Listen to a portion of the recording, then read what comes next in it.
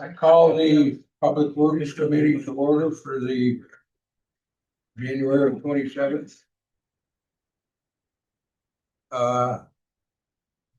Except of December's minutes. So I had made the motion, seconded by Tim and Jay. All in favor, signify by saying aye. Aye. Anybody not, same signal, so passes.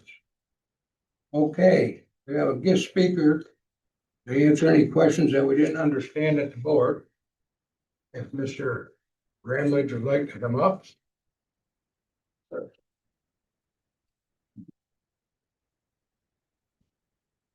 So being relatively new to this, very new to this, where do you want me, how do you want to do this? Need you for the stuff here. The hot seat right here. Last year. And, time limits. I don't want to take a lot of your time. Take as long as you need. I don't really want to do No time. no time limit. Okay, if I'm going on too long, just elbow me or. It's an ejection seat. Okay. No. Be good. All right, I really appreciate you all having me back. I think what I'd like to do is just sort of go through the PowerPoint presentation that I believe you've all received by email at this point. Yes. In just a little bit more detail to hit on some of the points that we ran out of time on, and then answer as best I can any questions. And like I said, I want to keep this as brief as possible. I don't want to go too far into the weeds. I can come back as many times as we need to, for better or for worse. So you all know who I am, kind of what my background is. And I know that you all have been engaged with various PFAS issues, between the biosolids, biochar across the river, whatever else has been going on. So when I originally came in, this was 2 weeks ago now, we had said that the public comment period on the ESMI permit has been extended through February 17th. So that remains the same. Our meeting with Terry Warner's office has been rescheduled a couple times now for scheduling conflicts and so on and so forth. So that has not happened. As of a couple of days ago, once again, DEC has not made a decision on requiring a public hearing for this permit. So the real thing that our group, which is I'm here technically representing a group called the Fort Stops PFAS, which is not a 501c or anything else. It's basically just a community advocacy group out of the Fort Edward Hudson Falls area. But we are loosely connected or affiliated with a bunch of other local environmental advocacy groups, and that's actually reaching out. We have some connections nationally at this point. This is actually getting national attention, which is an interesting thing, which I hadn't really expected. But anyway, our big request of the board right now is to push DEC for a full public hearing on this. In a best case scenario, we would love to see the board submit a letter of opposition to DEC, but I know that's asking a lot. And we are more than willing to come to any local board meetings for any municipality, town, village, whatever, to go into whatever level of detail anybody wants us to on this. We feel that a denial of the permit ultimately is what we're seeking. I think it's the best outcome. I also don't think that will be the end of it, just based on the finances of the situation. So this is going to be, I think, a very long, slow process. So, I mean, everyone in here is familiar with some of the issues that the county has faced regarding environmental contamination, cleanups, some of the successes, some of the failures. An interesting thing is just in the 3.8 square miles of Hudson Falls and Fort Edward combined, there have been 23 environmental cleanups. That's a huge number in a small area. And that's not even taking into, I guarantee every town in this county has had some involvement in some kind of environmental issue. You've got EV Metals up in Whitehall, Catsman's, which is going on right now over in Granville, East Side. AgriCycle down in Cambridge, which has been not given the attention that it needs, but that's a conversation for another day too. I guess the easiest way to do this is anybody not familiar with the terms disadvantaged communities and potential environmental justice areas? Are we fairly, I can go into detail or not, whatever. Sure, go ahead. Okay, thank you. So those are designations at the state level, based on a number of different environmental, economic, criteria, which are actually driven by census and EPA data. At the state level, communities that are determined to be either disadvantaged, which is mostly economic, or potential environmental justice, which is mostly environmental, are guaranteed additional protections under state law from potential contamination issues. Where this becomes important is that Hudson Falls is currently both a DAC and a PEJA. So is Glens Falls, and again, like I said 2 weeks ago, so are parts of Fort Ann, Comstock, Whitehall, Granville. There are a number in this area. What has happened with the ESMI permitting process is because of the proximity to Hudson Falls, DEC required ESMI to go through extra steps that they would not have had to if it hadn't been in close proximity to that DAC PEJA of Hudson Falls. So they had required a bunch of additional documentation, public outreach, public disclosure of things like permit information, permit applications, so on and so forth.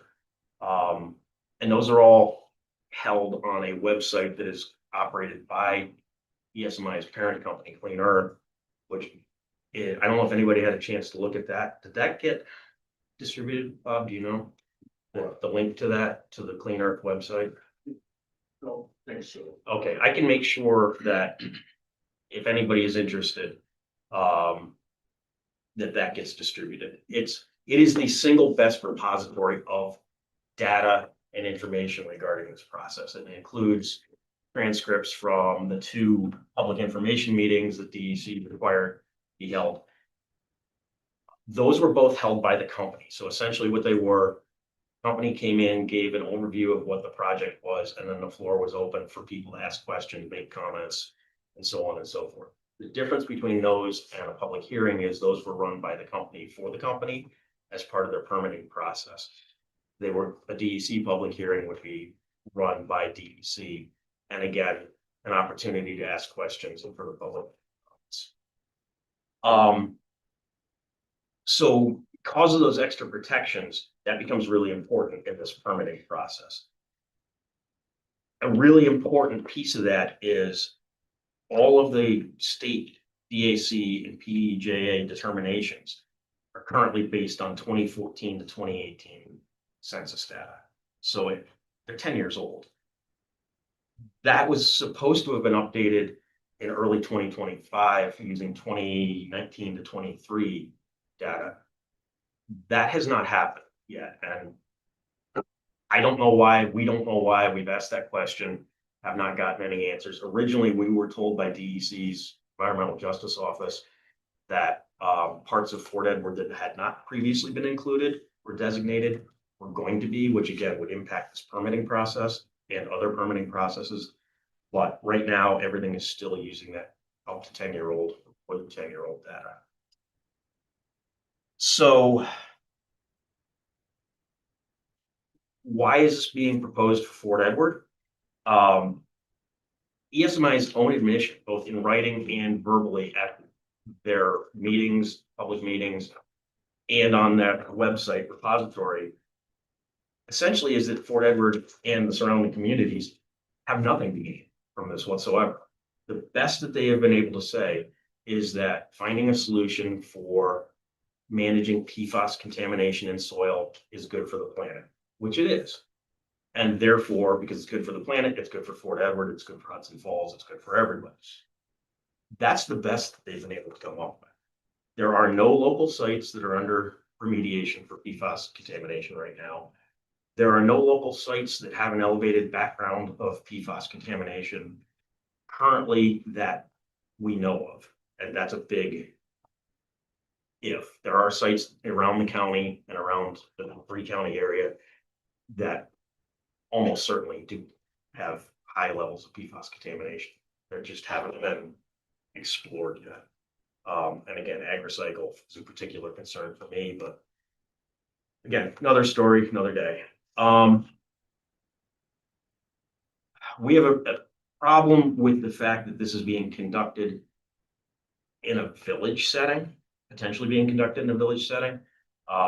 In close proximity, obviously, to residential neighborhoods, other businesses, schools, daycares, everything, parks, playgrounds. It's just a bad location. There is a slide that says why experiment in a vulnerable community. Port Edward, Hudson Falls, and again, other parts of the county certainly are. The answer is really simple. It's because the facility is there. It's already there. It's already in operation. Nothing new has to technically be constructed. That's why. And that is, quite honestly, that's the only reason. So there is a page in here. It's a bar chart. All that is 2019 to 2023 EPA data regarding Fort Edward's environmental burdens. So the data that should be being used for the PEJA determination, but again, currently is not. So that's what that chart is about. Regulatory concerns. So very brief timeline. The facility's been in operation since 1995. It took about 5 years to get permitted. It got permitted through the village and through DEC, although it's sited in both the village and town of Fort Edward. It straddles the town line. A determination was made way back that caused the section that is the town, at that time anyway, was being used solely for the storage of post-processing clean soils. That additional approvals were allowed. And we're looking into and possibly taking exception with that, but because it's a 30-year-old decision. That initial permit allowed the processing of petroleum contaminated soil only, which makes sense because at that time, that's when all the gas stations were switching over to vapor recovery tanks, and they were pulling all the old leaking tanks, and there was a lot of essentially raw material or feedstock available, and it had to be processed somewhere. And the technology they were using seemed to be an effective solution.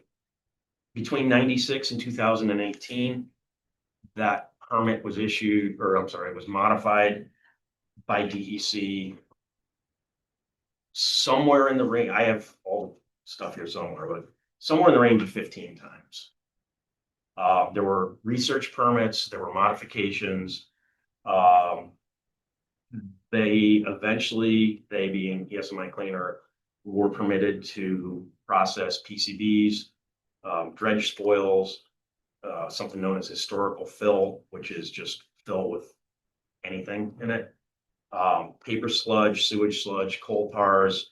The coal tars from the NYSEG project, on the Medowee up in Granville, all went to ESMI. They did not take PCBs from the Hudson dredging. They were specifically barred by DEC and I think EPA for taking that material.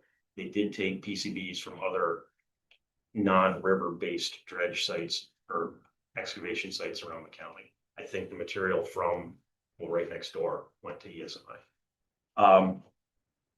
There were no actual modifications to their technology at any point during that time. It's the same technology that we use for the petroleum contaminated soil.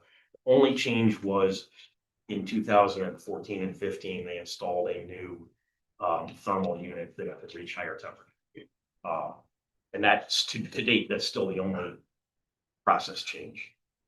In 2018, they did a small thermal desorption, so essentially burn test run on soils contaminated with PFAS that came out of Cambridge off a residential property.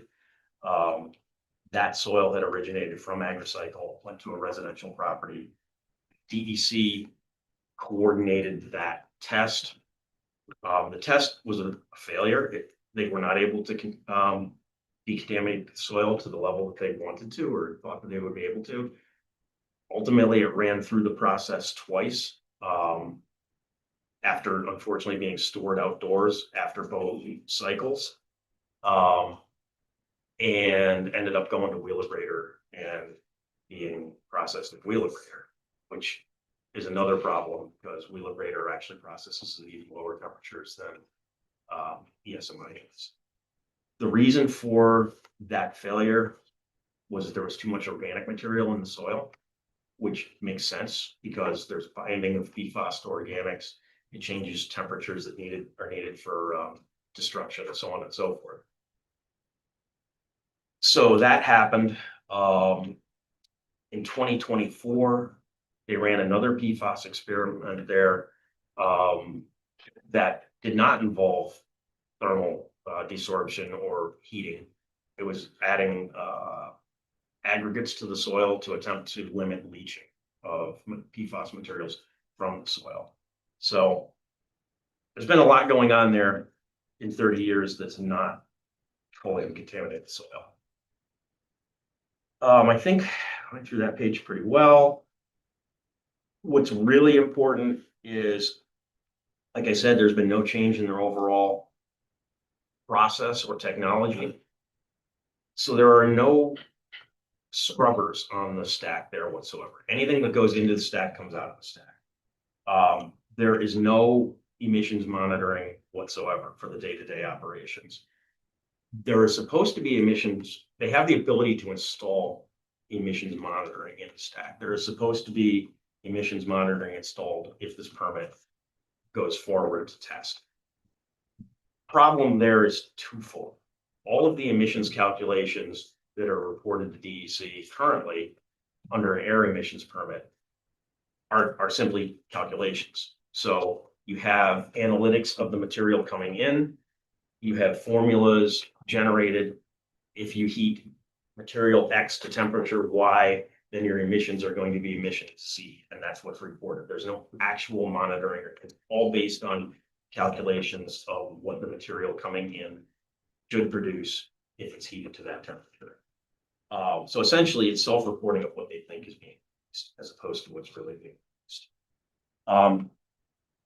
The entire facility is pending sale to a French multinational global corporation named Veolia. Now, you're familiar with Veolia they're big in wastewater.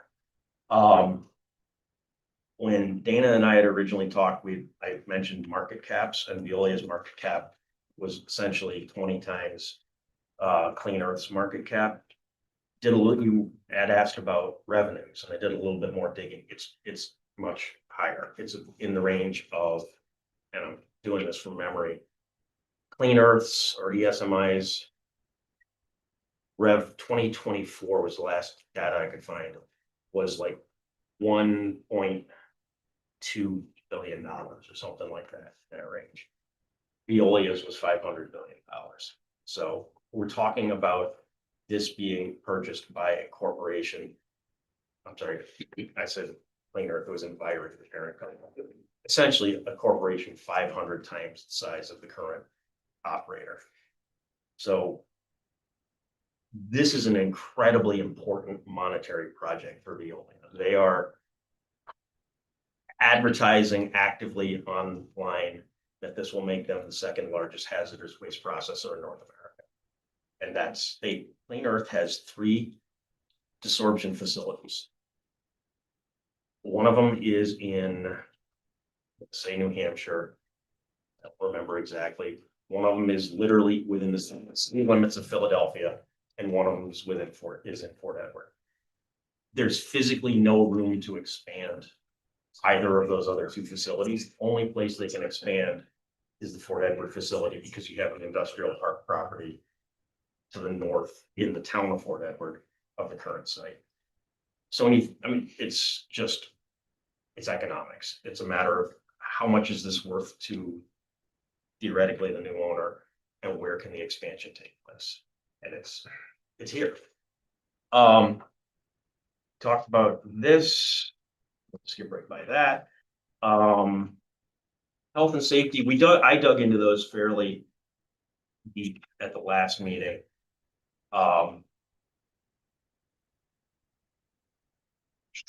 There's a page that discusses this particular proposal is to test on 5,000 tons of PFAS material. 2018 test was way smaller. 22 tons. Thank you. So again, 22 tons moving to 5,000 tons. One of the huge problems with this, and I touched on it before, is they're proposing to test at up to 982 degrees Celsius. Okay. There's a bit of or historically, there's a bit of a split on research on what temperature is needed to destroy PFAS, to break down PFAS compounds. And it's mostly been tested on PFOA and PFOS. Those are the two most common ones. The industry sponsored research tends to show a lower temperature is necessary. The academic research tends to show a higher temperature is necessary.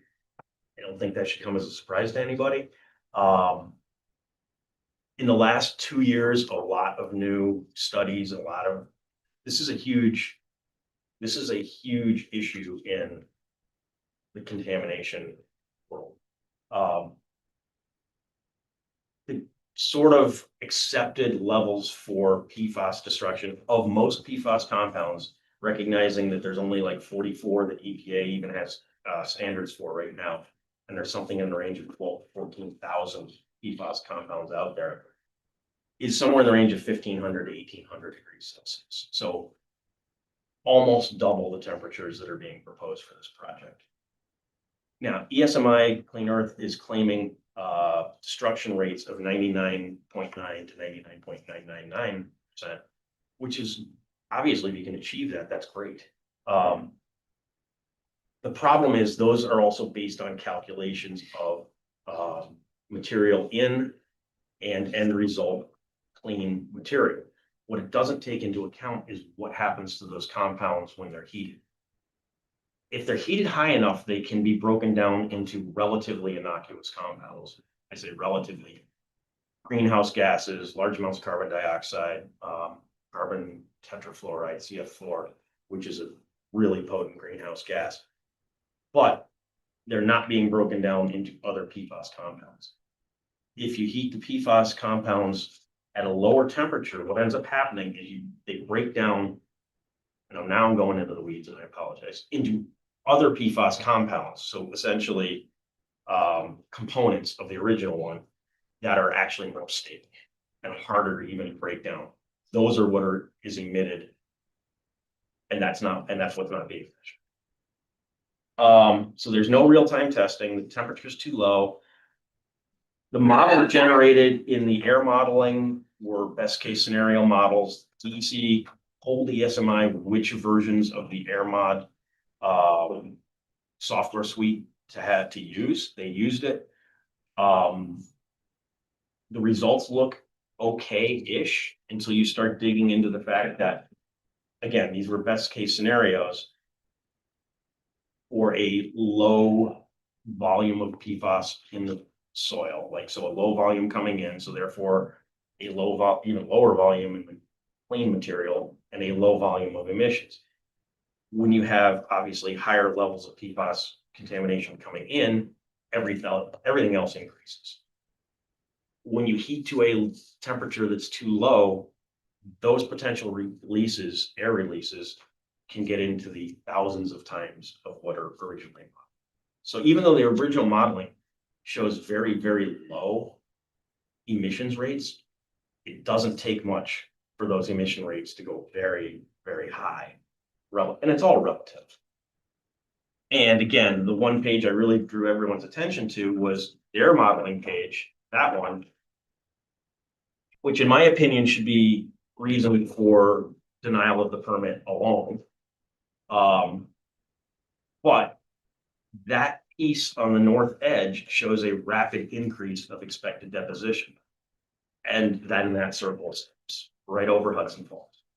And again, south of Fort Ann, Whitehall, Hartford, Granville.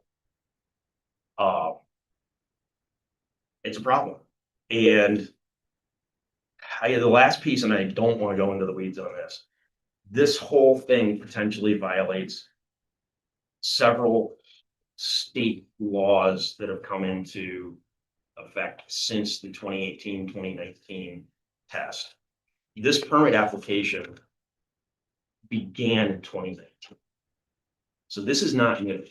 As soon as they had that failed test, they sat back for about 6 months, and I believe DEC was involved, and they essentially resubmitted the application, which has been sent back as incomplete multiple times, and is now what we're looking at here. In the meantime, though, you've got at least the Clean Air CLCPA, which is the greenhouse gas emissions cap law, that was 2020, the state constitutional green amendment in 2021, cumulative impacts law of 2024. My opinion is that this permit violates all of those. And there's been no secret review on it, which is a huge problem. Somewhere along the line, DEC determined that it's a type 2 action, even though it's a major permit application under UPA, Uniform Procedures Act.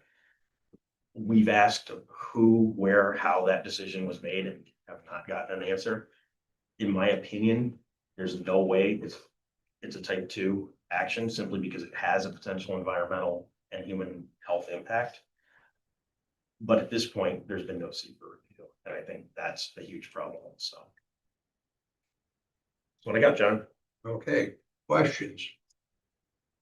Yes, so what is the logic of measuring the deaths rather than measuring all the people that have cancer that have maybe lived and died from something else? Because when you look at it, it all has a start. Right. And if it starts from these things, doesn't mean you're all going to progress and die to that, but you've got somebody killed them for many years in between. And the cost of the medical expenses and the life, lack of good life quality and all those things are there, but they didn't end up dying from it. They died from something else. And that's a challenge with trying to equate any particular contamination or group of contaminants to public health issues, right? It's very hard to draw that direct link and quantify exactly what you're talking. How do you quantify somebody who has health issues that may have been caused by exposure to contamination, but ultimately it's not fatal, right? The answer, I don't know how you quantify that. Anecdotally, I mean, I did look, I talked about the public health data for Hudson Falls a little bit. We do have, our group has a person who has a master's degree in public health. She really handles most of that stuff. But anecdotally, if you talk to anybody in this area, they know somebody or somebody in their family has been impacted by a rare disease, cancer, young age, whatever the case may be. Quantifying that is extremely difficult. And from an industry standpoint, when you take that public health data and then lay that over an area that is potentially disadvantaged, it's very easy to make the counter argument of, well, you have increased smoking rates, you have increased drinking rates, you have potentially Older population. older populations, water supply issues. So Sorry. these particular contaminants in the environment, it's even harder to link them to exactly what you're talking. Does that help it? It's very hard to quantify. I got you. Yeah. Okay, Bob. I want to stop talking about older everything. Talk about older, you all look at me. Sorry. I haven't looked at you yet, so. Don't think at this point, we're probably ready to have the board come out in opposition to this. However, I do think that, and I read the replies to the public comment. Thing, they did 2 sessions, the first was online, and looked like a complete disaster. It was. The second one was in person, they, Clean Air came back and, answered the questions, many of which I found a little bit, not really disingenuous, but kind of really glossing over what the question really was. I think that this needs a public hearing. I think there's something that this board could do is send a letter to all the appropriate people, asking to do a public hearing. It's not mandatory, but it is something that DEC can require. I think that we ought to make DEC do it. Okay, Dana? So Kingsbury has already sent a letter requesting that this application be denied, just on the basis of it's an environmental justice community and a disadvantaged community. And it does, I just looked it up, it said being an environmental justice or disadvantaged community in New York State means the DEC permit reviews must account for the cumulative disproportionate impacts on their surrounding communities. This leads to a more detailed impact assessment and enhanced public participation. Enhanced public participation would mean a public hearing, I believe so. to which you have not received one, correct? Correct. So I have no problem making a motion to say, yes, we will send a letter requesting a public hearing. So I make that motion. Second. Motion's been made to request a public Okay. hearing through DEC, correct? Yep, that's who the letter, that's the intended recipient of the letter, yes. Okay. I'll make Bob draft it. I'll have Bob draft it. Seconded it. I'll wait till after the vote. Get another comment. Discussion? I have a statement, I guess, discussion. I think DEC has to answer. We can't ask Ben these questions. I think DEC has to answer these questions. So. Any other, Jay? Yeah, I totally agree that, we needed a hearing. We also wonder why we should be doing this in the middle of the town. But I can't even fathom DEC not requiring in the permit a monitoring and a scrubbing system in the exhaust. I can't, you're doing an experiment and you're doing tests, you wanna know results. How can you put together a program without that in there? Yep, I agree. Nate and Jim. Your soil samples that they're gonna be burning, where are they coming from? What kind of soils are they? That is to be determined. So they could have higher organic matter in that, all of them. They could, so. The answer to that question has been asked numerous times, and Clean Earth Enviri has very well established relationships and contracts with what was DOD, now DOW. Because they have some highly contaminated sites throughout the Northeast. ESMI Clean Earth Enviri's response has been, we're not under contract with anybody. We don't know what the material is going to be or where it's coming from because we don't have the permit yet. As Bob had said, I think that's a bit of a disingenuous answer because I'm certain they're in discussions with somebody somewhere for that source material. Because that's just good business practice.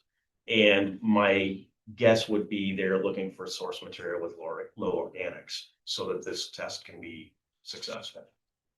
Given the last test with higher organic, it's not. Yeah, I'm in favor of the resolution. I'm one of those families that has a young member with a strange, cancer that's not genetic. No, I'm sorry. So I understand all that. Piggyback on what Bob was saying about engagement. Tell me again the name of your group and whether it has a Facebook post or a page. Yep. Okay. So the group is called the Port Stops PFAS. And that, like I said, it's not a 501c, it's nothing. So there is a Facebook page that has a lot of information. And what I will do, I'll get to Bob. Will you be the right person to get the links to? Okay, I will get the links to that Facebook page and to the Clean Earth repository to everybody. Because we need to get, it's not the Board of Supervisors, it's the whole county Right. needs to be aware of this because the wind doesn't always blow in one certain direction. No, it doesn't. Simple. So we all need to be aware of that. I'll actually be presenting at Moreau tonight for just that reason. It doesn't blow in one direction. So, Thanks, sir. thank you. Okay, motion been made, seconded. Time for a vote. All in favor, signify by saying aye. Aye. Anybody not, same signal? So passed. Yeah, Thank you. would you guys like to see the letter? Just not meaning to anticipate you guys. Here's what I wrote up, drafted up, bring it up with process, this anyway. If there's something in there you don't like, tell me now, I will fix it. The whole list of, this is just the one that's going to the commissioner, the whole list of carbon copies. Only. Let's drop down.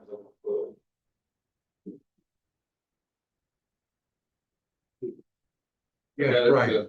I want to ask our county attorney, I'm not sure where speaker fits in here. Because usually it's when you change the environment you're in, where this is something you trucked in. You're not changing your actual environment. I know it would change the air quality or earth quality or good.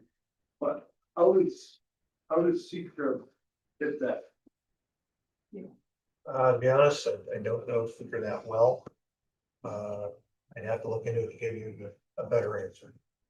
But I'm guessing that's why they haven't done it, is because there's no real way to make them do it. Because you're not changing what's already here, you're bringing something in.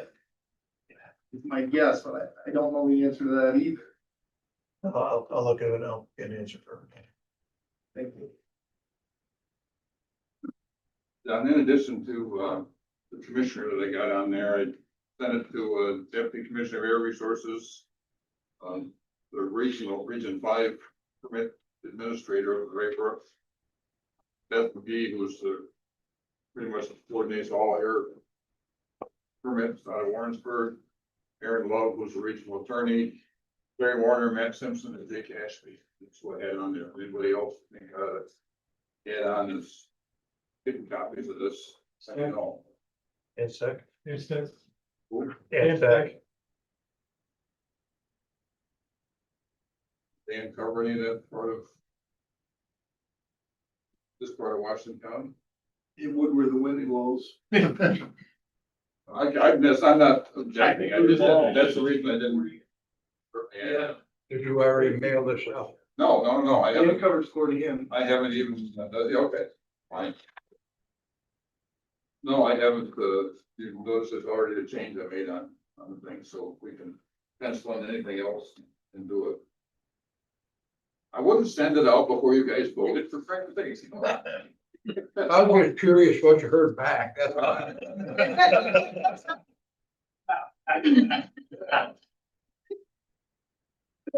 I occasionally go over, but not usually that. Bob, We know should you include, you kind of touched on, should you include that this is an environmentally discriminated area already here? I hate that whole concept, but if I can. I'm just wondering,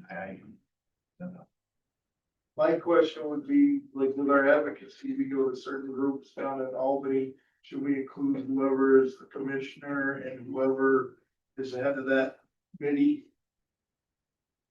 And Maybe, I just not get environmental. I don't know who the environmental person is at the state, that committee, Yeah, I don't know either. but I think we should figure that out and include that person. And should we include special interest groups that we usually don't work with that might actually help us in this? Oh, that'll be a downstate for. Well, that's what I'm guessing, that's why I thought it might make more sense to include them. Okay. But that's, I can break that down. I've got it. Read it. Okay, are we all set for that portion? We can move on to department reports with Deb and DPW.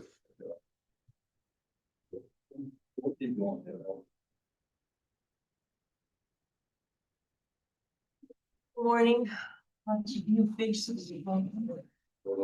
Lots of old faces, interesting. Do you know of them? By count. Okay. That's Darlene. Yep. Putnam, Jim. Greenwich.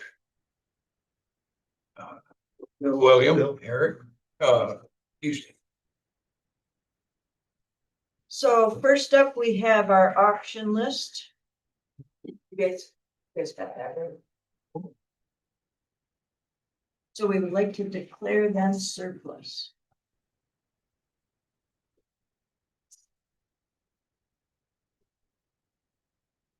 Motion was made, seconded.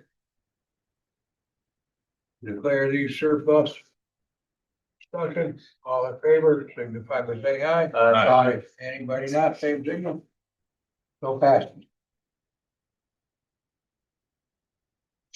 Okay, Next up, we have a request from Easton to support their resolution to the State Office of Traffic and Mobility to lower the speed limit during the week of the fair on State Route 29 in Easton.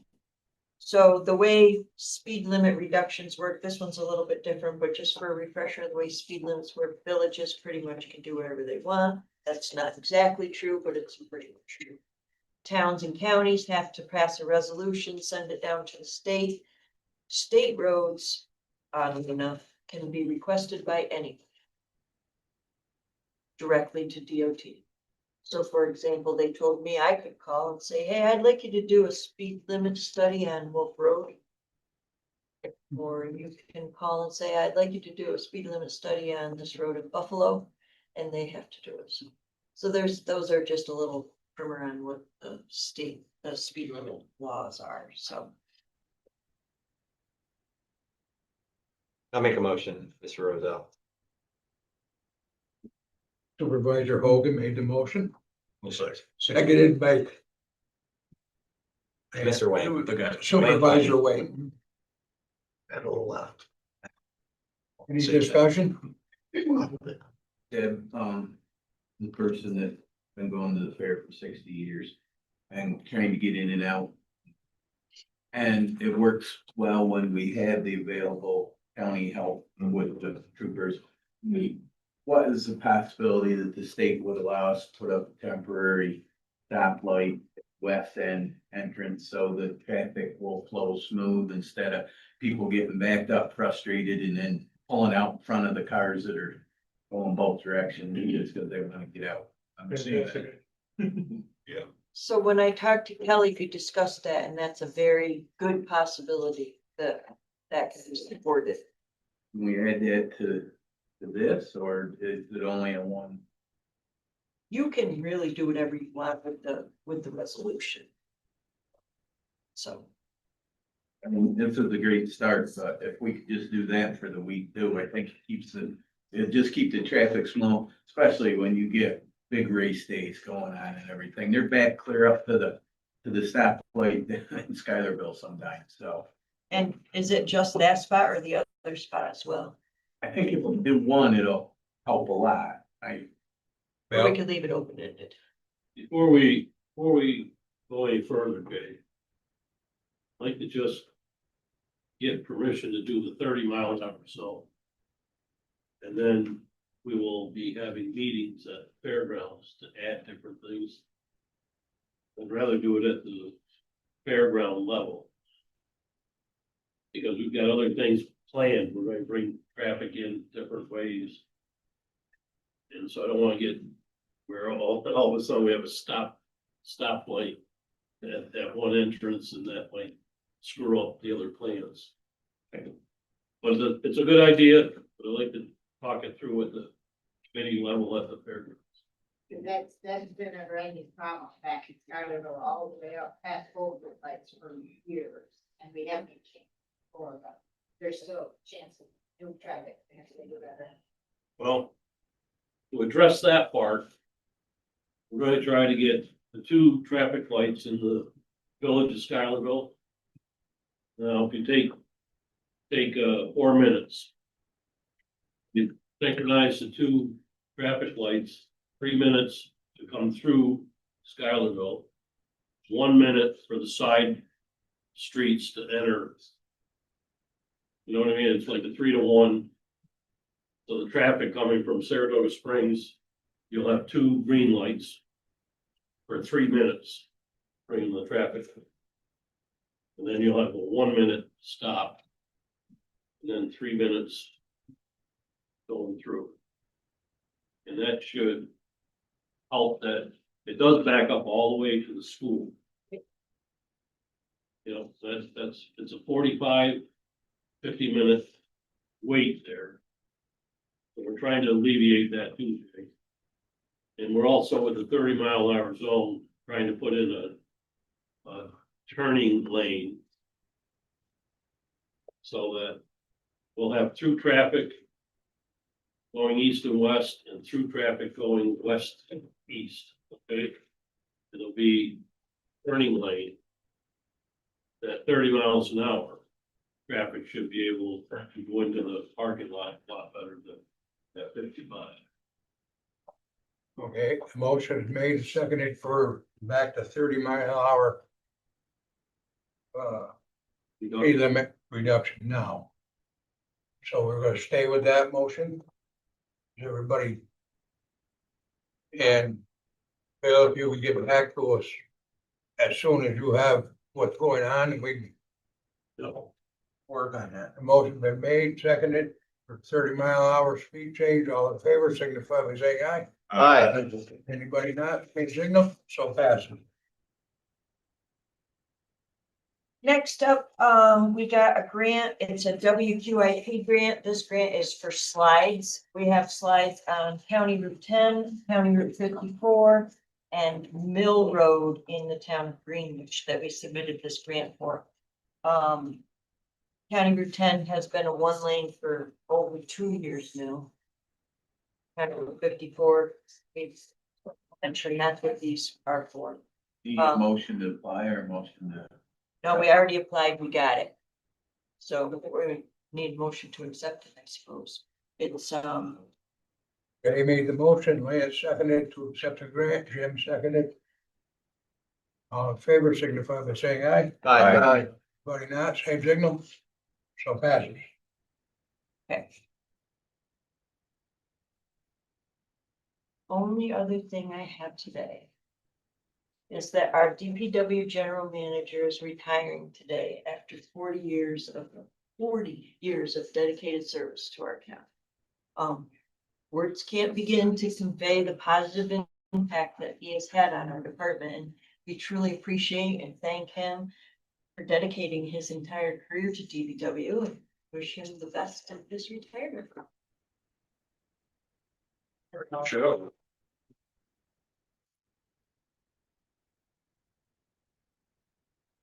Thanks.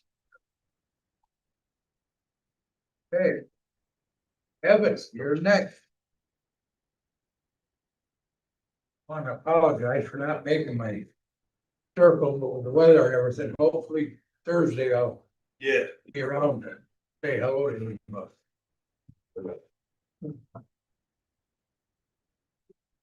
Jump right in. So you're, you got it. All right, so I wasn't really thinking when I ordered these, but I'm going to combine number 1 and number 3 into the same conversation, just so you know, they're both to do with the Drifting Ridge project. The first is for an ESD pro housing grant. You may be familiar with this grant. It's a county-wide pro housing grant. Each county, I believe, in the state can get 1 award. And the county must apply, but I believe Whitehall got it last year. If anybody was familiar with that, it's the same grant this year. I talked with Laura over at Economic Development, and the sewer district has a perfect project teed up right now for that. So my intention is to have the county apply on behalf of the sewer district for this grant. The project we're talking about is the Drifting Ridge upgrade project. For those of you that aren't familiar, Drifting Ridge is a small neighborhood in the village of Fort Edward. When it was originally developed, I believe there are around 70 homes, somewhere between 50 and 70 homes there now. And there is another phase that hopefully will get developed someday that can provide more housing. But to do that, we need to upgrade our current pump station. Yeah, so we're going to apply for a grant for that reasoning. We're doing this upgrade to our existing infrastructure there can provide the opportunity for additional housing to be developed, so. And to combine that with number 3 on my agenda. That project does need to move forward. There are existing issues with our infrastructure in that development. We had a couple of dry weather overflows there. I'm sorry, sanitary sewer overflows. They were to do the wet weather, but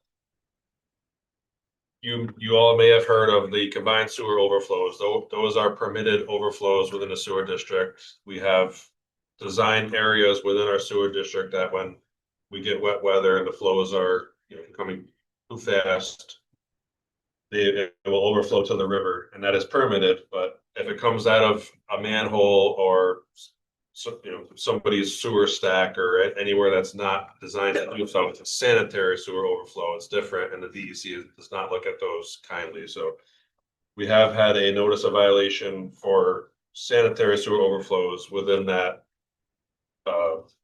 neighborhood development, because there's too much water going in and the pump station can't keep up. So not only do we need to upgrade that pump station as it is to increase capacity, we also can make it big enough to provide additional housing at the same time. So I guess I do need to ask for 2 separate things. So now I'll separate it out. So I would like the district, you would like to encourage the county to apply on our behalf for this grant. But the district will handle all the logistics, but the county actually needs to submit the application.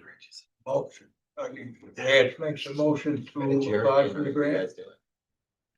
William, Darlene, and Jim, second. Tim. Tim. That's Tim. Nice to meet you. By the end of the year, I'll have this all straightened out. I hope you understand that. Okay, It's a 50-50 grant. The project is at 1.3 million right now, so we're gonna be going for around 650,000. motion been made, seconded. All in favor, signify by saying aye. Aye. Anybody not? Same signal, so passes. And the logistics of the actual project, it is now at the point where we need to go out for a request for proposals for the engineering, design and construction administration, as well as assisting with grants that may be obtained. So Soon move to authorize RFP. Second. Motion made by Lance, seconded by Dana. Any discussion? You got this in your budget anywhere? the money, yes, the for the RFP won't cost, but for the actual project, yes, it's in the. It's in your 26 budget in the sewer fund? Yeah, I mean, what part of it? We're not gonna be going to construction this year, so it'd be for the design. Right, the engineering and design. Or will you come back for that budget? I'll come back for that. What if awarded? Yeah, right, yeah, I mean, my budget wasn't proposed with it in there, but we'll have to do it's built into my, capital reserve, what's the word, the ad valorem. It's built into my plan. Thanks. I just don't want to hold you up on the bills. No, we have enough money coming in, it's just not in a particular budget line right now. Okay. We have a motion on the floor. All in favor, Aye. signify by saying aye. Anybody not, same signal, so passes. So number 2 on my agenda, the budget adjustment, salary and fringe. What this is, because of the way the budget unfolded, raises were included in the staffing pattern, but not the adopted budget numbers. The sewer district, as we know, got a 2.5% raise, so we just need to move money to cover that. We likely won't need it until the end of the year, but it would just make sense to do it now. With the start of the budget. Motion. 2.5%, it's around $19,957. I don't know if that number is exact to the penny, so I would just like to move it to cover the 2.5 increase in fringe, please. Tim made the motion. Second.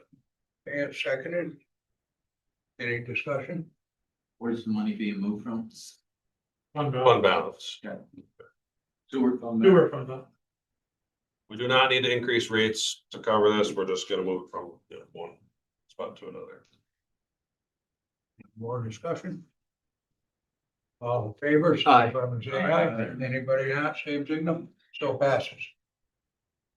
Lastly, the gas and energy utility contracts, another one the board may be familiar with because the county signed their 3-year contract, I believe, in the fall. There are nonprofit organizations. One is Mega, one is NRG, I believe. The 2 separate contracts, one's gas, one's electricity. For the sewer district electricity is actually the much larger contract because of the equipment we have. The rates are changing daily, so this is a tricky one. I believe when the county did theirs, they passed it and signed the contract that same day or within a couple days. What I'm looking for is the county move forward that we sign 3-year contracts based on the current rate, because I don't know how to bring a rate here that might move before we actually sign it. And if that for some reason that rate has jumped up since the county signed theirs, we also don't have to sign it. And it's a tough one to describe. Okay, that 3-year, that's for both of those? Yeah, there's 2 separate contracts. They're both up for the district. They're both due. What you do is you lock in a rate for 3 years and you budget based on that. I guess it could go up, it could go down. I'll move it. Motion been made by Dana. Do I have a second? Second by Tim. Any discussion? All in favor, signify by saying aye. Aye. Anybody not, same signal? So passes. Figure out the logistics and send it over to you. Is there any other business to be brought in front of PW? Not hearing any other business, I do declare meeting closed.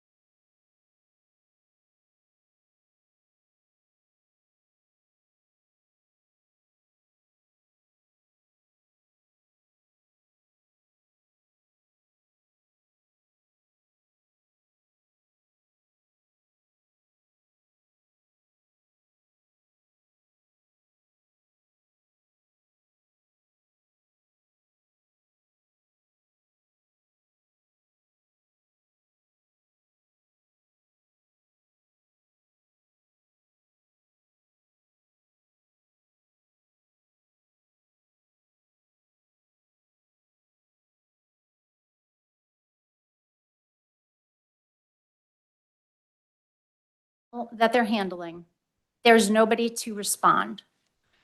Dog control is not a solution. That is not a solution. She also went on to talk about an abuse case that when she called to ask for help, she was told, you'll have to wait 2 days. What happens in those 2 days for that animal? It may die, but it also may be dumped.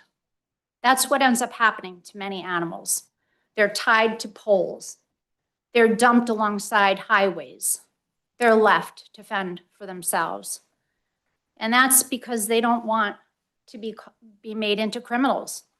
If there were a safe place for animals to land, perhaps they wouldn't be tied to poles, guardrails, dumped alongside on highways. That's not fair.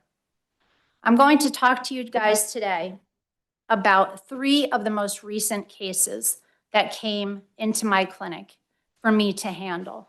They came to me, the first one, the Whitehall Christopher McKinney case, that is absolutely grotesque.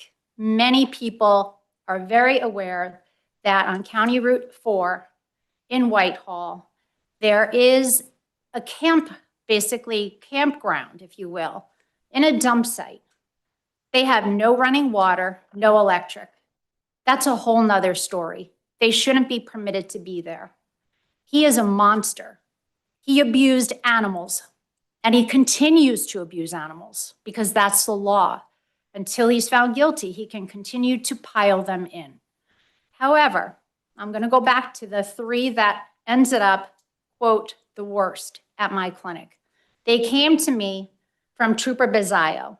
He sat and talked to me about his frustration, how nobody else wanted to help him. He said, thank you for helping me, Dr. Herring. Thank you for taking the time. Thank you for listening. What else would I do? I don't know. Isn't that my obligation? No, it's not my obligation, but it's where my heart comes from. It's truly the county's obligation. The county has an obligation to have a safety net for animals. This case took over 3 years. People calling, piling up videos, piling up photos of these heinous acts that were occurring. This man was beating animals. He was starving animals, feeding them trash. They cannibalized one another, desperate to eat. People saw them flipped over fences, dead bodies.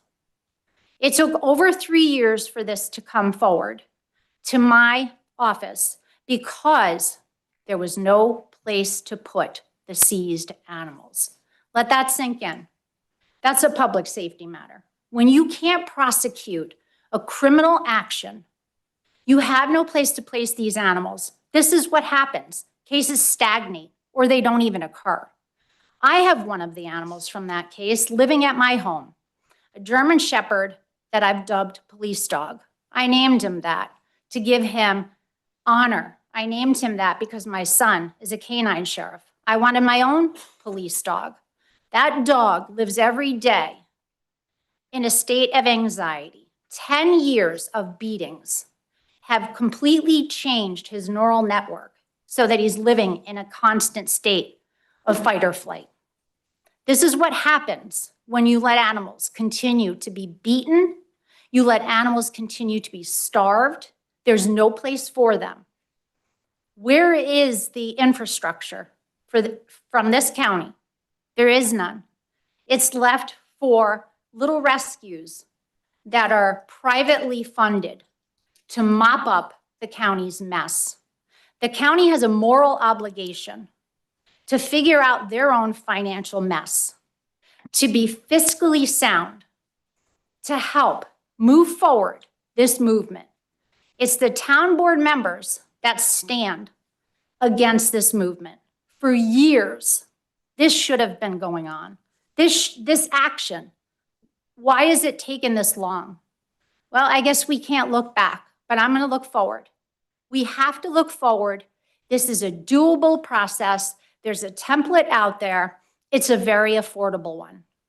For literally a taxpayer, a cup of coffee from Stewart's and a donut a month.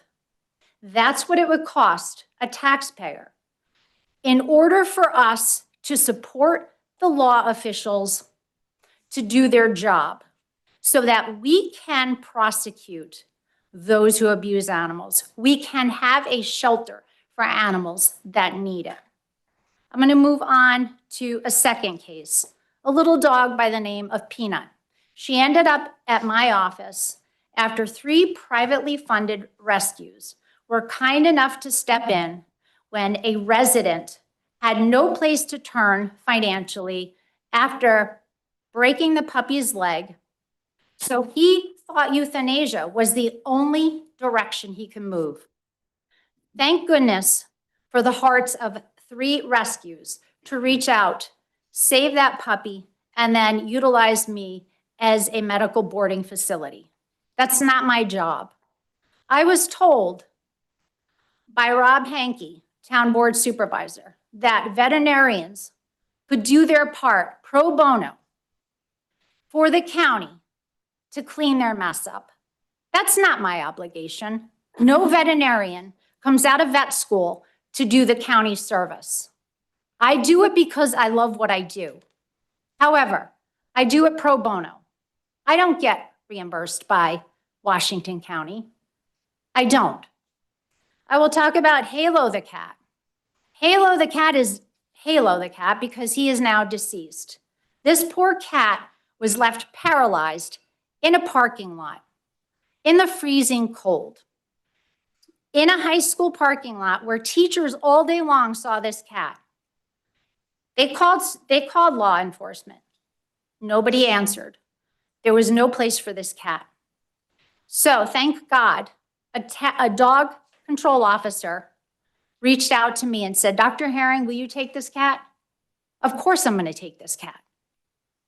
Why wouldn't I take this cat? That poor cat at least had 24 hours of love, kindness, and pain management before he passed away. That cat should have ended up in a shelter. There is a big distinction that clearly we need to make today because Mr. Hankey said, every town has a shelter. No, it does not have a shelter. The law of the county is that they must all have a dog control facility. Dog control facilities are 3 to 5 day temporary holding spots for dogs that are running amok, dogs that need licenses, not for a variety of species, animals that are injured, animals that need a place to wait during seizures. That's what an animal shelter does. An animal shelter is there for law enforcement, for DAs, for cases. I find it absolutely amazing that this county has gotten away, as long as it has, pulling the wool over the residents' eyes so that the residents believe there is really a shelter. When we talk to people, the vast majority of people believe there is a shelter. No, there is not a shelter. I've had to correct a senator. He was very appalled, and thankfully he's standing behind me. I have had to correct DAs who believe that there is truly a functional shelter in this county. No, there is not. There are dog control centers. There are rescues that have popped up all over the place to try to take on the county's work and do the county's bidding, all at their own expense. That's not fair. And when cases spill over, they end up at vet offices. Those animals that are medically injured, they end up at veterinary offices, and the vets assume that role and take on that fiscal issue in their own budget. That's not appropriate. So I would like to, at this point in time, leave you with some parting thoughts. It is the need, we have a need for a functional humane animal shelter in Warren and Washington County. This is no longer a question of if, it's a question of when.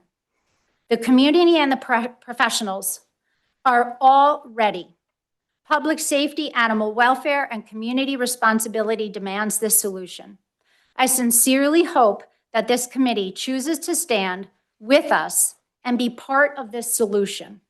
However, with or without the official support at this stage, this effort will continue to move forward because it must.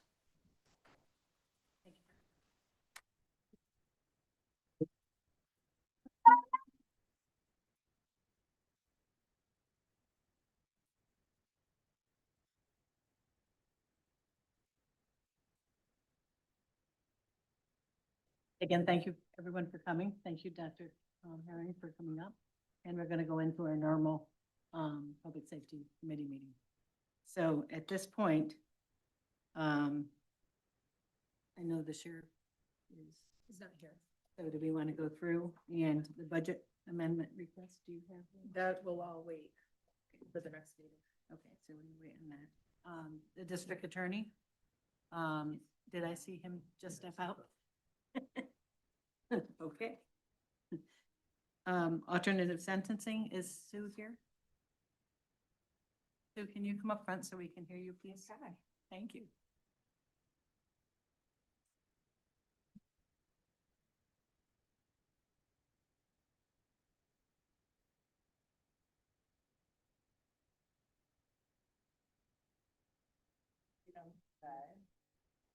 One is a budget amendment to carry over funds into Bacchus.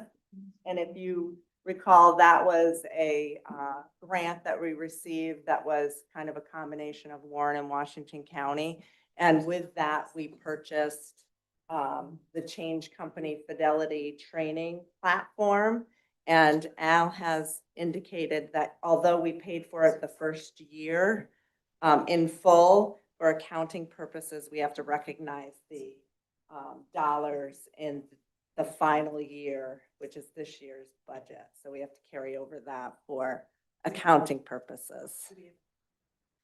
It is for $1,666.32.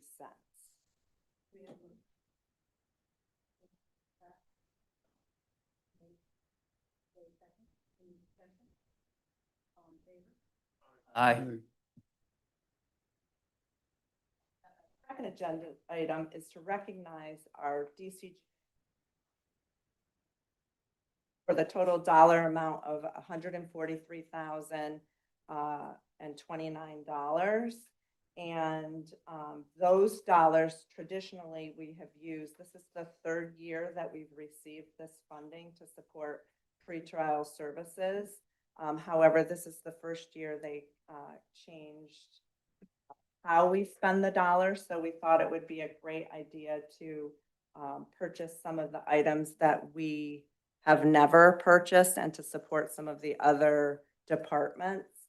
So for example, we want to purchase a copier that we know that we need. We have a very old copier. I think it's like 10 years old at this point in time. So a copier that traditionally would have come out of the county admin budget, but if we purchase it with these pretrial dollars, that could offset that cost. And then another item that we have never purchased, I was trying to look at when the last time we actually bought new office chairs. So with that, we put dollars in to purchase some office chairs for the, I think 8 to 10 people. We traditionally just go down to the storage room and pull some new ones and rotate them around. But our office chairs are definitely in need of replacement. And then computer equipment, our computer equipment, we got a quote from our IT department to purchase the computers that are necessary for our department for a total of $16,457. And then an SUV that would be put into our county fleet that would be for a price of $45,000. And then in that way, we could purchase that. And then office supplies, just those general items. We have in there and another contract for the Change Company Atlas program. And that's an online interactive journaling component, and it would be for a year, kind of a subscription, so that we can utilize that in conjunction with our paper journals. And that has been beneficial to us. We currently are using, we have a few licenses that we were able to purchase, again, with that rural communities of practice. And we definitely think that it's a beneficial platform to utilize.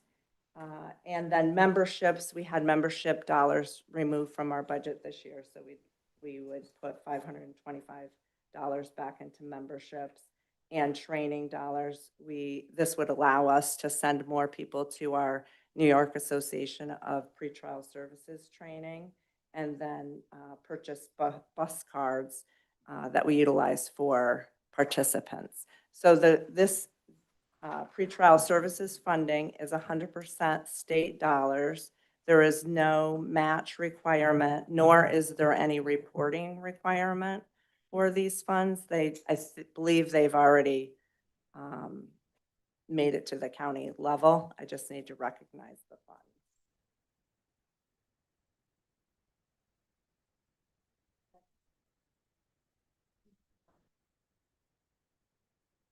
I have a question. Sure.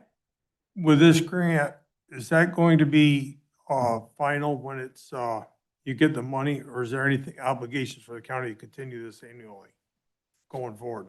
No, there's no obligation to continue annually moving forward. We don't know. Unfortunately, had I known we were going to be getting pretrial dollars, I could have put it into the budget and kind of done a little bit different budget planning. However, we didn't get notice until the day that the budget came to for the vote. So it was poor timing on that note. So there's no obligation moving forward for next year because we really don't know whether we'll still receive funds or not. This is the third year of funding for pretrial services, but moving forward, there's no obligation. Any other question? All in favor? Aye. Okay, unanimous?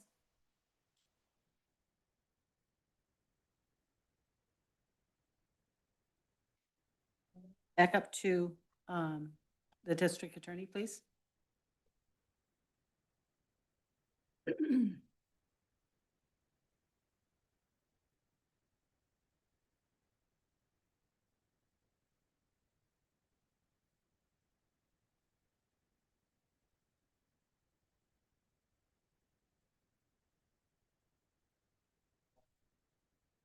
morning. I have have this circulated.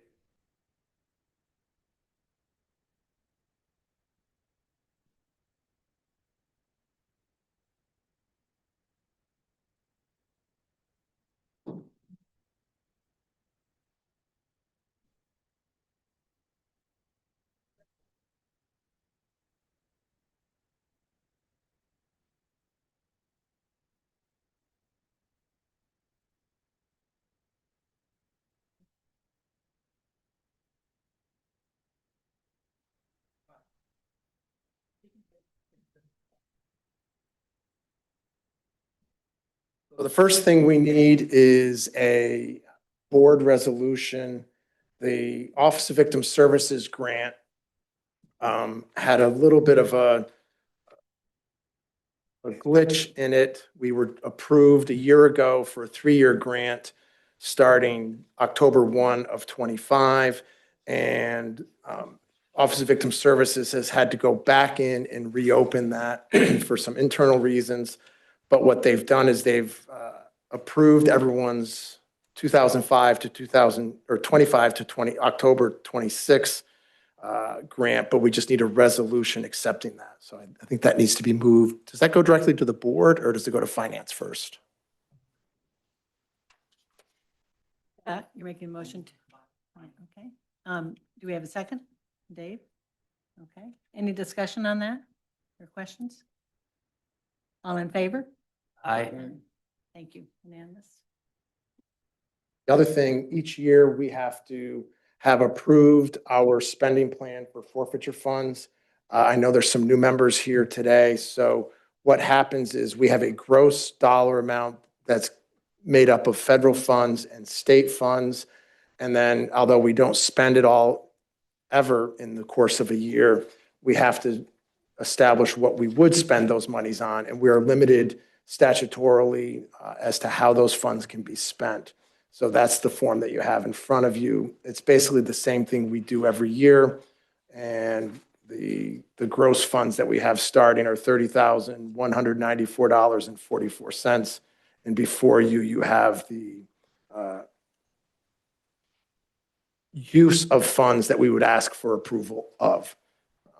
So I think that just needs to be approved. And I think it can get approved by this committee, and then it goes to the full board.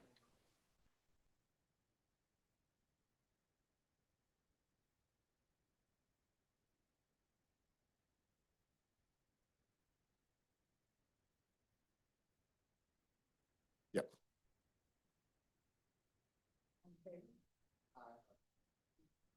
Great, thank you. We're going to go down to assigned counsel. Thank you.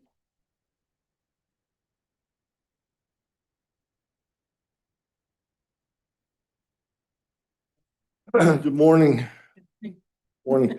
We have a request for a budget amendment request to transfer $350,000 from the fund balance to complete our bills until the March.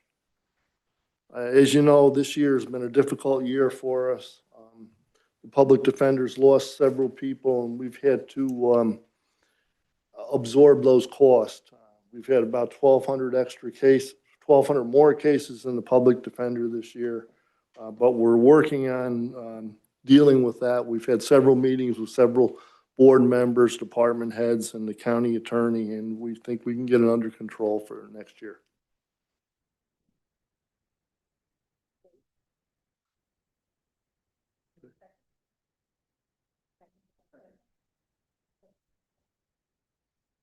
Already in your 26 budget, we just need to move the money.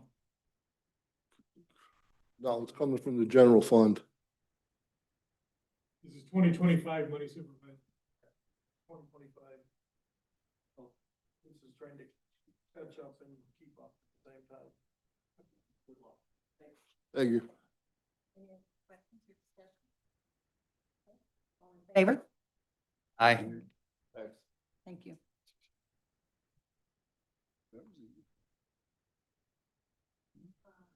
Tim or Glenn or both? Do you want to come up? It's so hard to see way back there. Gonna need the binoculars.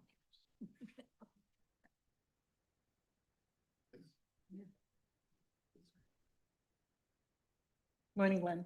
Morning.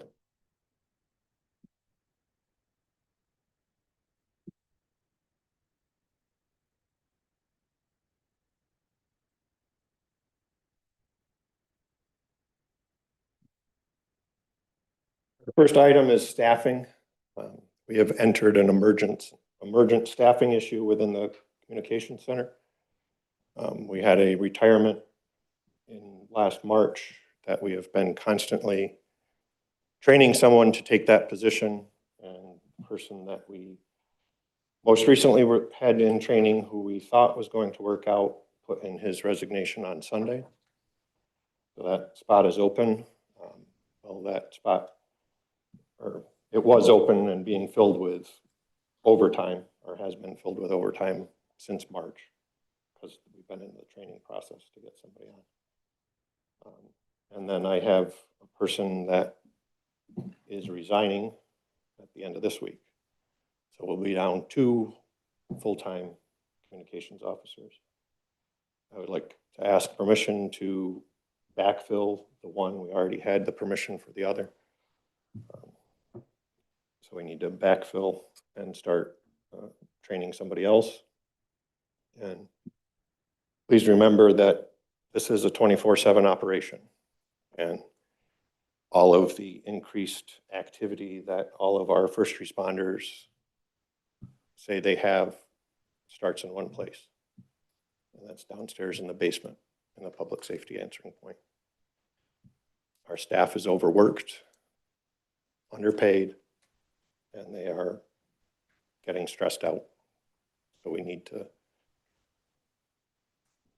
fill those shifts, but I also would like to revisit when it's appropriate that our request that we had for two other dispatchers. Because we're below minimum staffing at this point.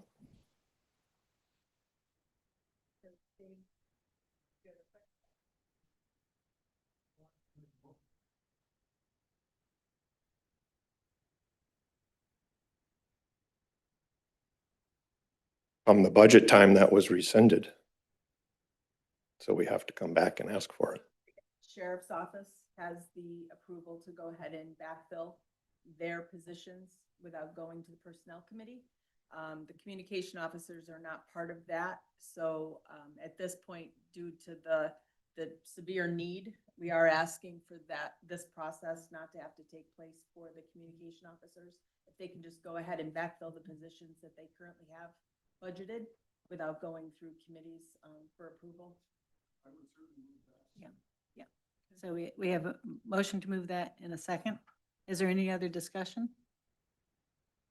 Okay. Melissa? I guess I'd like to visit the whole subject of recruitment, Glenn. What can we do to get your seats filled? I mean, I know you mentioned the pay, right? Those are up to. I understand they're in a contract, but Yeah. yes, pay is a huge problem. So what do you? Just informational, because a lot of it, I know we can't discuss in an open session because it's contractual. But it needs to be revisited. When I started 26 years ago, we were the highest paid county around for communications officers. That is not the case anymore. Our full-time communications officers, when they start, make less than a part-time communications officer.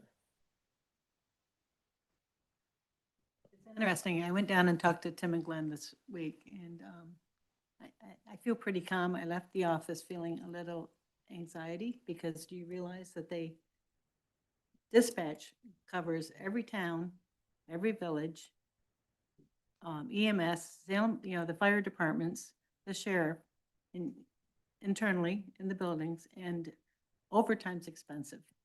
And so here we go again. We're going into overtime because we don't have enough people on payroll. And in the border of Vermont, we did discuss that. I think this is a really important time to look at public dispatch and how we're going to handle it, because, until you need it, and God forbid my family's needed it plenty of times, they're always there for us. And they need to be there, because what's going to happen if you call 911 and no one answers? That's where we're at.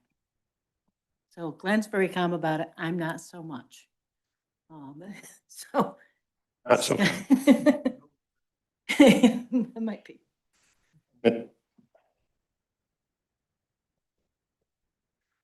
Our staff is very dedicated. Routinely, the staff in the communications center, their normal shift is a 12-hour shift. Most of them are working 16 hours. How many people routinely wish to work 16 hours? And some of them, unfortunately, are mandated because no one's available. So somebody's going to have to stay after they've already worked 12 hours overnight and now have to continue, so we cover the day shift. Recruiting, it's difficult, not to bring up the past, but when I started 26 years ago, there were 3 of us, 3 on during the day, 3 on during the evening, 2 on at midnight. We had a computer screen that was an internal network, so we could look up internal. We had internal email, but there was no internet. Everything was card files. I encourage anyone who has not been down to the communication center recently or ever, and our new supervisors, please come down for a visit, because I guarantee you it will be eye-opening. They have 7 computer screens that they have to pay attention to simultaneously for their whole shift. That's radios, that's telephones, that's the computer-aided dispatch system, reference materials, and that all has to be paid attention to. That's part of the recruitment problem. People don't understand. People think that communications, 911 communications, they're just secretaries. They just answer the phone. If I don't hear anything going on the radio, then they must be quiet. It's not the case. You know, there's administrative lines. We answer all the administrative lines for every police department. They come through dispatch. And just because the scanner is quiet doesn't mean the activity isn't. And I commend up our staff. They are excellent. I know there's times that our communication center supervisor, Don Stevens, has to go in there and cover shifts.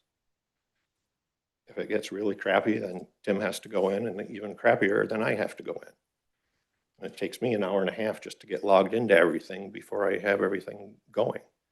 And it's difficult because I'm used to the old way. You know, when I left, it was 3 screens. Now it's 7. And they do a hell of a job.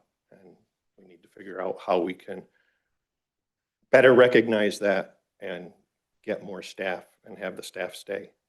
Unfortunately, we're get 3 or 4 months into training somebody, which is paying them to train, probably paying a communications training officer overtime to be there to train them. And then it doesn't work out. Again, there's no way. We do a great job with our interview process. We have them come in. Have people come in and see what's going on. And usually, just like if any of you come downstairs, it'll be bone quiet while you're there. And the minute you leave, it gets busy. So we try to give them a view a view behind the screen to see what's going on. But that isn't real life until you pick up the first phone call and it's somebody's 4-year-old baby that's not breathing.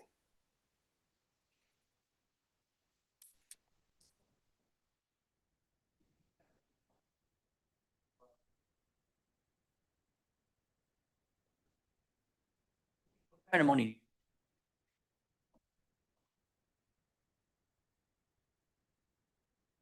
We'd have to run it. Yes, sir.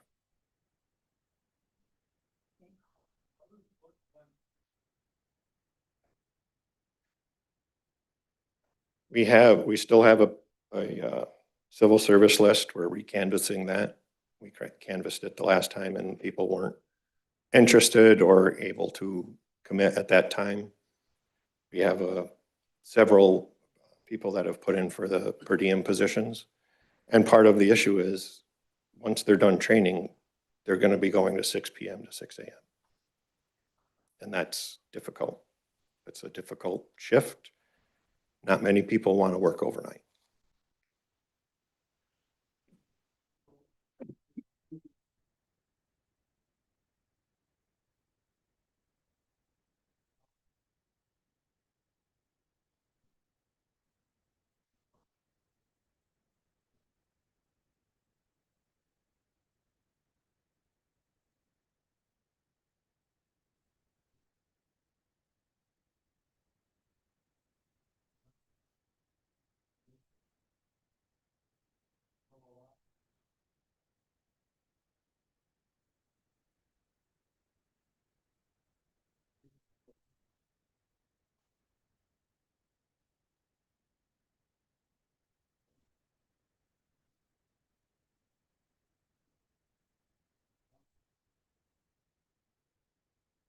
Now, second thing I want to clarify, my motion is that we allow communications officers to backfill without coming to committee or personnel. Now, I'm not sure where that has to go. I think that is, so let's move that on.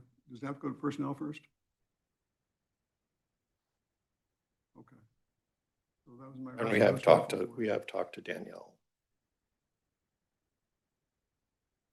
No, just so everybody's aware that she's aware of.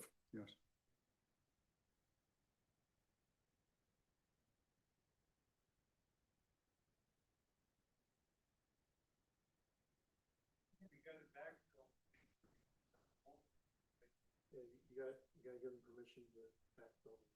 Well, We're gonna the change the permission policy. to backfill positions goes right to personnel committee. It could, right. Right. So do we have a second to Dave's motion? Okay, Scott seconds. Any more discussion on that motion? To the full board? Everybody's good with that? Okay. How many, all in favor? Aye. I just wanted to mention, your positions, those communication officers, those are New York State Civil Service help. They're in that help program, correct? So if anyone has anybody that's interested in being a communication officer, they don't have to wait to take a civil service exam. They can just apply and Yes. send that application directly to public safety. Yes, Okay. Want to get that. though we do have the list also. So this is different than grades in some ways.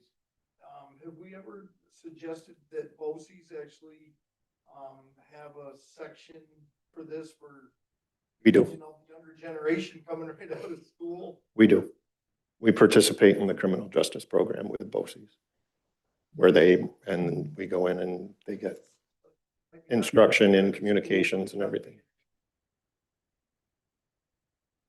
Because a lot of these people don't even know these jobs exist.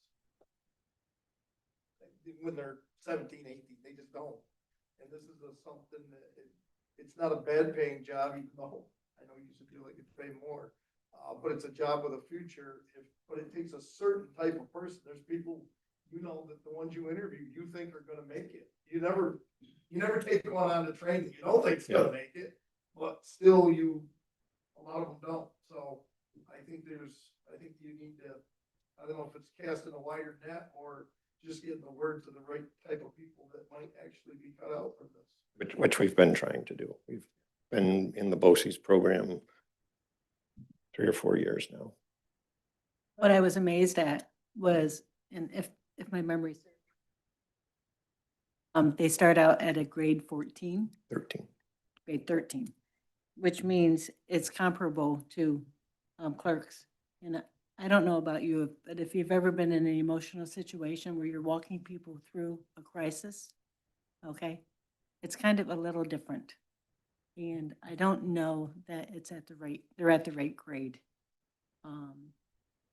So we have a lot to think about, but in the meantime, they're doing an awful lot of they're gonna go into a lot of overtime, which is ridiculous because the cost just doesn't help support their department. The morale, you know, being home with their families, it's a stressful job. So we really need to dig deep and maybe work towards solving another area. Glenn, was there anything else no windows. There's no windows in that place. We also need to revisit moving the dispatch The center, location. which Um, we've talked about before. Let them do their job. Yeah. Our next item is grants. For grant recognition, we'd like to recognize we were a recipient of a 2024-2025 targeted communications grant. So this is competitive against all the counties that applied. And that is $1,024,514.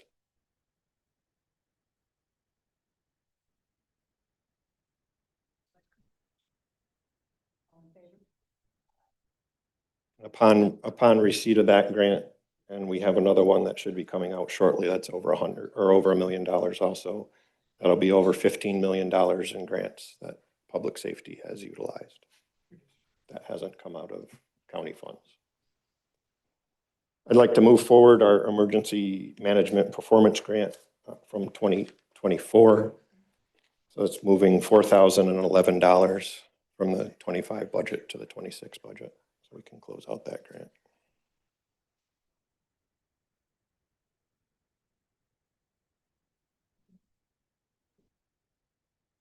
Discussion?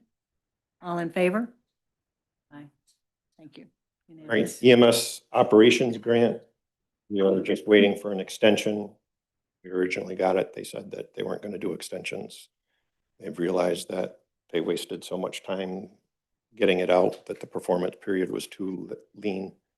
So they are now entertaining extensions, and we've requested that. So hopefully that will come through shortly. Project updates, our new CAD system is moving along. We plan to go live March 10th. To everybody involved in that process and bringing us forward, we are very appreciative. It's going to be a big help for us, but also for our first responders, is now they'll be able to have CAD in their apparatus and be able to see real-time updates in their vehicles. As far as the EMS program, it's going relatively well. November to December, we had 68 responses, and year to date this year, we've had 47 responses. And we had an EMS advisory board meeting last week. And of those in attendance, they were very pleased with the program, pleased with our medics, their professionalism, and just being around to help out, whether it's help them get somebody out of a house or to provide advanced life support. And then the state has done changes. So they're, with this new year, there are updates to the EMS regulations under the public health law. So it's going to just some minor equipment that will have to be needed in vehicles, such as any EMS vehicle will have to have a forward-facing camera, backup alarms. So our SUVs and pickup trucks don't currently have backup alarms, so we'd have to outfit them with that. And then just general equipment updates, and all EMS vehicles have to have a security device of some sort. So I'm not sure how that's going to work on a fleet vehicle. That's all I have. Thank you. Oh, yes, sir. Employment, following up on what Melissa says, you have to be civil service. We have a civil service list, but we also participate in the health program. So if somebody comes in and meets the requirements for the position, we can hire them, and then they have a year of on-the-job training.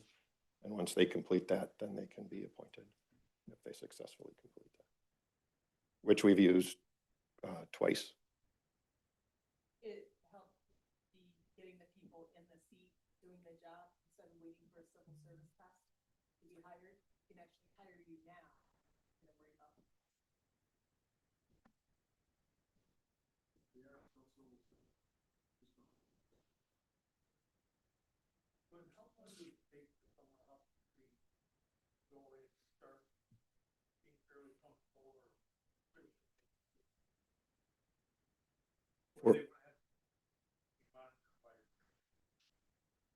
Probably 5 months.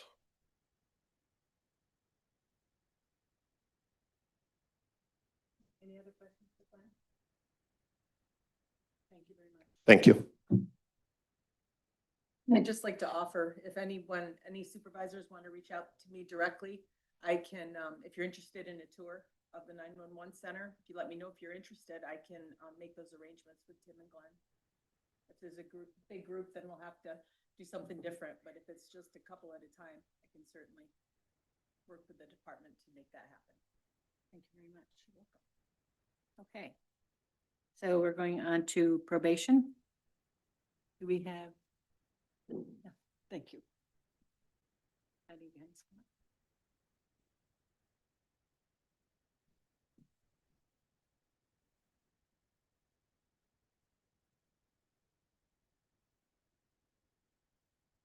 Good morning, Dan. I'm also here for backfill. I was given permission to backfill a probation officer trainee position in the fall during the budget process. Hired a person who has since taken a job with the Saratoga County Sheriff's Department before we could even get them into their academies. It's strictly money. So this one wasn't a recruitment situation, even though that's always an issue. Saratoga County Sheriff's Department, there's nobody here that can compete with their salaries. Our Sheriff's Department goes through the same stuff with their agency. So it's too bad as a Washington County resident who has strong ties to the community. It was somebody I thought could be a long-term employee. It's what's happened a lot, and I'm looking for that backfill. It's a probation officer trainee is a grade 14 CSEA title. And I currently have 2 vacancies that we're interviewing. Well, excuse me, if we get this one, we'll be interviewing for the second one, but we're still interviewing for the other vacancy we have. So it's tough keeping people. I'm actually looking at a more difficult situation that could be coming down the road when I look at the age of my employees. And this is a statewide issue, not just here. We did a survey statewide, and there's an aging population in a lot of government agencies, but probation, we did it specifically, and it's pretty scary statewide. But for our department, I have a supervisor, a senior PO, and just a 25-year, 26-year employee who could be retiring in the next few years, and it leaves a department, a small department, really in tough situations when you lose your leadership people. So we have a lot going on, a lot to plan for, and I think just like Glenn, we've been trying to work with BOCES criminal justice program. We speak to their classes. We talk to the BOCES admin about the curriculum, and don't just tune it towards security and police. There's a lot of jobs in the criminal justice field that need assistance too. With ours, I have to move to the colleges also because there's a requirement for the bachelor's degree. So when we're done with BOCES, you're just kind of scratching the surface with their interest. And then you hope you can pull kids in for job shadows and have them shadow with your department, have them shadow with any of you in Building B, but also the court system, and go up and see the DA's office or Dan's office. As many kids we can get that are in college that are roaming around our buildings, the better, because they don't know even what the jobs are. The judges have been great about having tours come in from the local schools where they spend time here, and Dan's always been a part of it. Sue's always been a part of it. You get a chance to speak to the kids more than you think you do, but once they leave for college and they start to see the rest of the world and the other positions out there, they have a lot of opportunity. And we're kind of at a disadvantage right now because there are so many vacancies everywhere. If you've looked at the New York State Job Web, for positions available, there's over 100 pages of vacancies. I've never seen anything like that. So we're struggling to keep people, from not going into private business, but just the other government positions are very difficult to compete against. So this position that I'm backfilling for right now was a juvenile probation officer. We have our other POs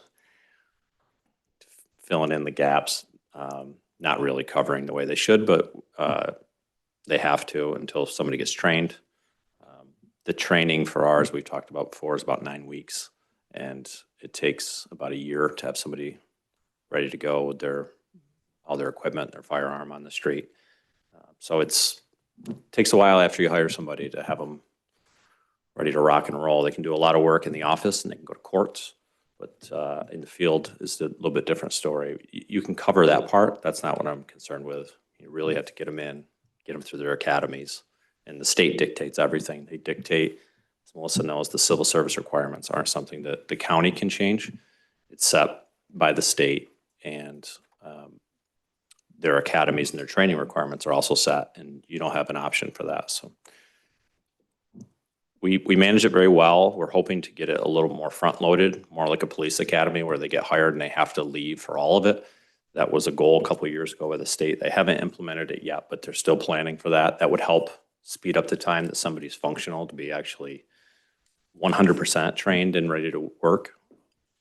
But right now it's piecemeal. It still takes about a year. Anybody have any questions about my request?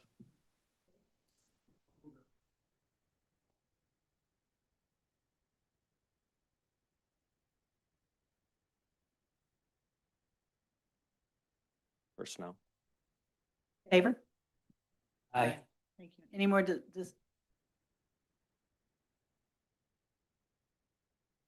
Thanks, Dan.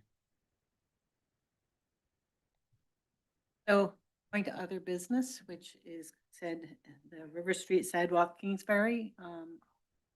I'm unfamiliar with this. Is there someone here that would like to tell us what this is all about?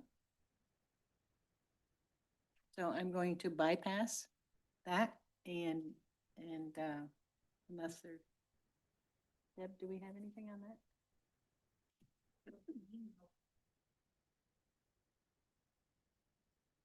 Dana, do you have anything on this?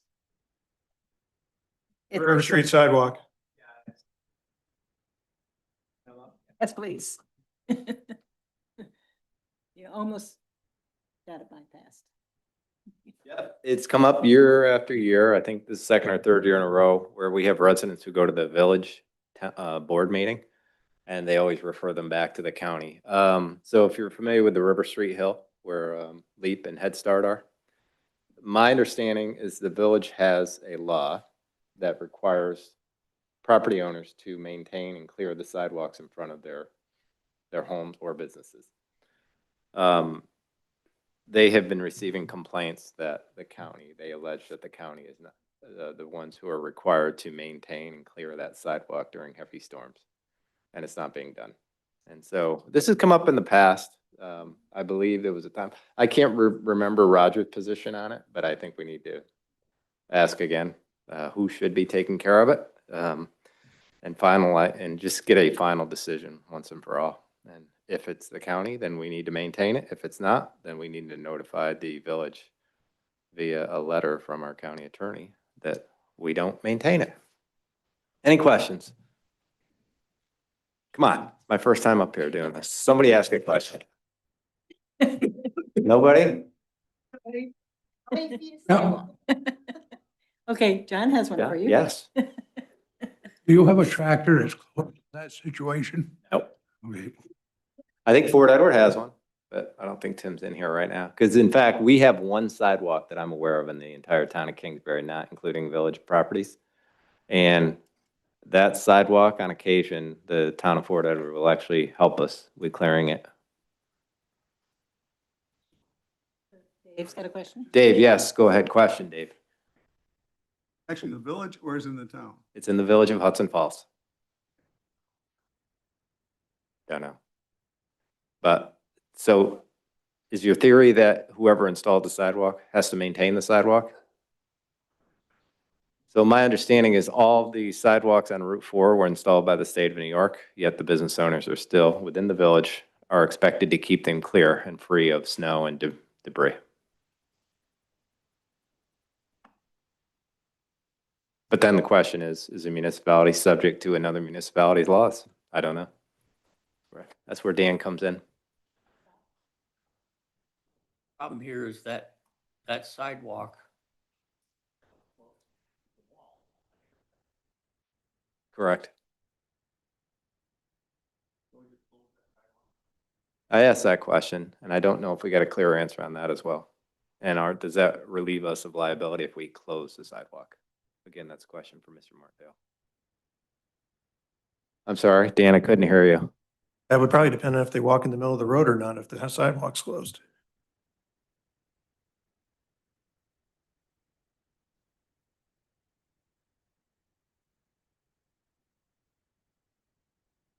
Or should we be maintaining the sidewalk because it is a sidewalk next to our business? But the other challenge, and I did speak to Matt Jones about this, is that is a very difficult sidewalk to maintain because it's so close to the road and there's no place to put that snow because you either put it back into the road or you have to wait till it melts. Yeah, so.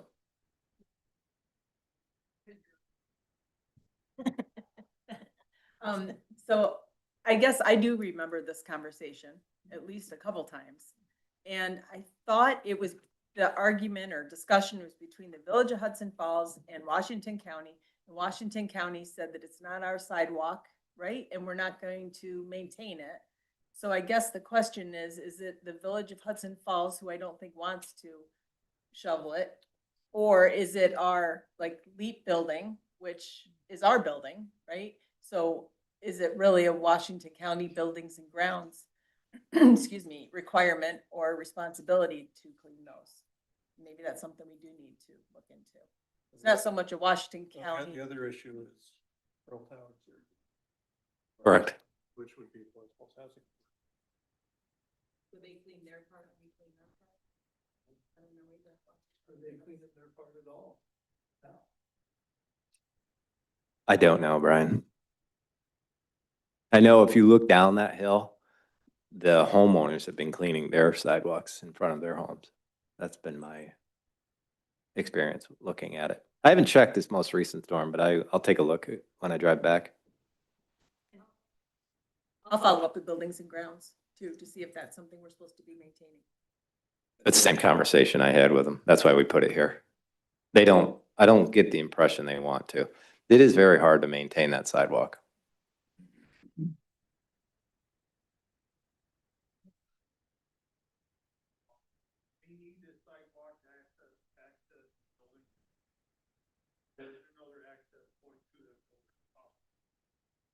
There's certainly other access points to that building.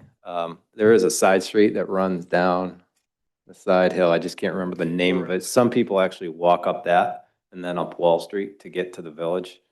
There's a pharmacy up there. There's different shops up there. There's restaurants now.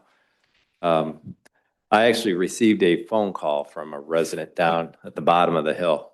And she was the one who said, I walk it every day. I want it cleaned. And the village is telling us that the county is responsible. So therefore, that's why she called me.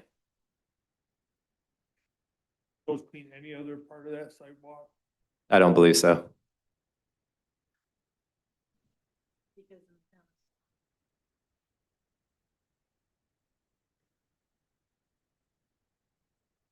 Town would make the first sweep when there was a snowstorm. So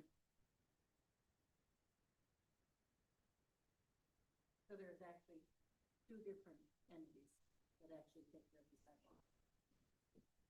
Maybe more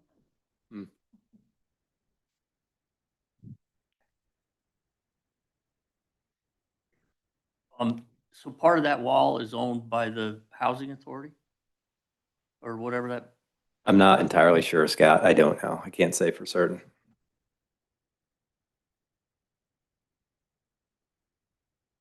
Any other questions? Yes, guys? Thank you for having me. I have one. Yeah, that's awesome. Thank you. Thank you. Thank you very much. Okay, so if there's nothing else to come before the board,